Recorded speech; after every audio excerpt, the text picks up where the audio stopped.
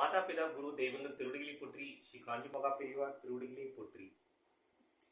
களவினால் ஆகிய ஆக்கம் அளவு இறந்து ஆவது போல கெடும். களவு செய்து பொருள் கொள்வதாகிய உண்டாகிய ஆக்கம் பெருகுவது போல் தோன்றி இயல்பாக இருக்க வேண்டிய அளவியம் கடந்து கெட்டுவிடும். வள்ளுவர் பெருமானின் அறநெறியை பின்பற்றி வாழ்க்கையில் நாம் முன்னேறுவோம். காஞ்சி மகான் அருளிய தெய்வத்தின் குரல். நிறைந்த ஆனந்தம்.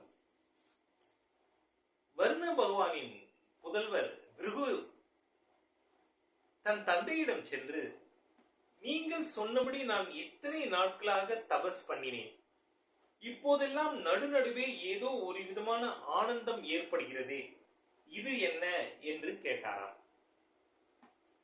உனக்கு ஒவ்வொரு சமயத்தில் கொஞ்சம் ஆனந்தம் ஏற்படுகிறது என்று சொல்கிறாயே, அந்த ஆனந்தம் தான் வஸ்து. இது உனக்கு துளி துளியாக உண்டாகிறது. இதுவே நிறைந்துவிட்ட ஆனந்தமாய் பெருகிவிட்டால் அதைத்தான் பேரானந்தம் என்கிறோம். அந்த பேரானந்தம் எப்பொழுதும் குறைவு இல்லாமல் காலத்தாலும் தேகத்தாலும் நிறைந்து இருக்கும்படியான ஒரே வஸ்து ஆகும். சரீரம், பிராணன், மனசு, அறிவு எல்லாவற்றிற்கும் ஆதாரமாக இவை எல்லாவற்றையும் கடந்த ஒன்று ஆத்மா இருக்கின்றது. அது தன்னைத்தானே அறிந்து அனுபவிப்பதில் தான் இந்த ஆனந்தம் உண்டாகிறது. நம் மனதில் இருக்கும் அந்த ஆன்மாவை நாம் தியானம் செய்து செய்து உணர வேண்டும். நம்ம இடைவிடாம தினமும் கொஞ்சம் கொஞ்சமா தியானம் பண்ண பண்ண நம்ம ஆன்மாவை நம்ம உணர்ந்து கொள்ள முடியும்.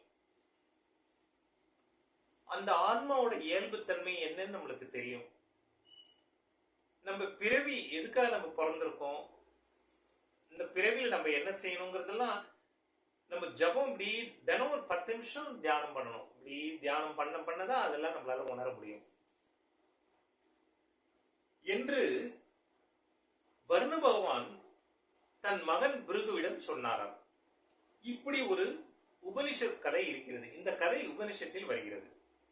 அந்த பேரானந்த சமுத்திரத்தின் ஏதோ ஒரு திவலை தான் நமக்கு எப்போதாவது உண்டாகிறது. கிளைகள், இலைகள் எல்லாம் அடர்ந்து இருக்கும் ஒரு மரத்தடியில் உட்கார்ந்தால் கீழே கொஞ்சம் கூட வெயில் படாமல் நிழல் இருக்கிறது. காற்று அடிக்கும் போது இலைகள் கிளைகள் நகர்ந்து விலகுகிற சமயத்தில் சூரியனுடைய வெயில் கீழே அந்த இடைவெளி அளவிற்கு விழுகிறது. ஒரு மரத்தடியில் உட்கார்ந்துருக்கோம், அந்த கிளைகள் இருக்கு. அந்த கிளைகள் காத்துல ஆடும் போது அந்த சூரியன் வெளிச்சம் கொஞ்சம் நம்ம மேல விழுறது இல்லையா, அந்த கிளை காத்தா வரும்போது கிளைகள் விலகுகிறது. அப்போது வெளிச்சம் நம்ம மேல படுறது. அப்புறம் மறுபடியும் கிளைகள் மூடி அந்த வெளிச்சம் மறைந்து விடுகிறது. அந்த மாதிரியாக தான் நமக்கு ஆனந்தம் அவ்வப்போது வந்து வந்து மறைந்து போகிறது. ஆனந்தம் என்பது எங்கும் பரிபூர்ணமாக நிறைந்து இருக்கும்படியான வஸ்து. ஆனால் நம்முடைய தீவினைகள், கெட்ட கர்மாக்கள், மனம், புத்தி இவற்றினால் அது நம்மிடம் படாமல் மறைந்திருக்கிறது. இதன் அடுத்த பகுதியை காண்போம். ஜெய்ஹிந்த்.